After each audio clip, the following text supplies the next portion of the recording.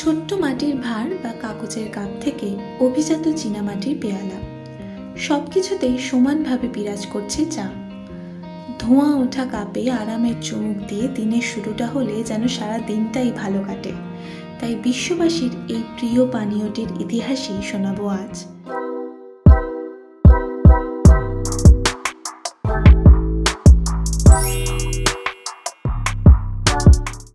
চায়ের ইতিহাস ৫,০০০ বছরের পুরনো।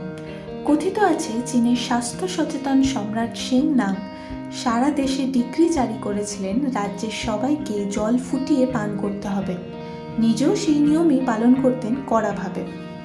একদিন রাজদরবারের কাজের শেষে ক্লান্তি দূর করতে বাগানে ক্যামেলিয়া গাছের তলায় বসে গরম জল পান করছিলেন তিনি।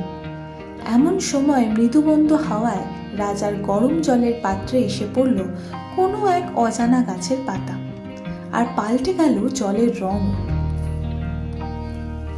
রাজার মনে জাগল কৌতূহল।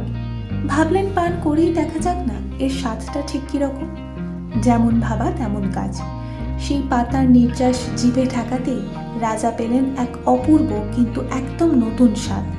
আর সব থেকে বড় কথা, এই পানীয় পান করতেই সারাদিনের সব ক্লান্তি কেটে গেল শেং নাংয়ের শরীর থেকে।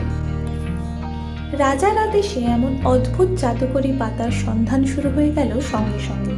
খোঁজ পাওয়া গেল পাতার উৎসে, ক্যামেলিয়া সিনেনসিস গাছের, যাকে আমরা চা গাছ নামে চিনি।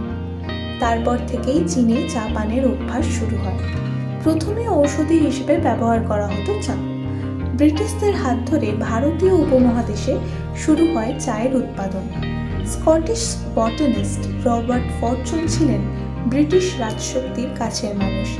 তিনি 1848 সালে চীনে গিয়ে সেখান থেকে সংগ্রহ করে আনেন চায়ের চারা ও বীজ, যা ছড়ানো হয় দেশের নানা প্রান্তে।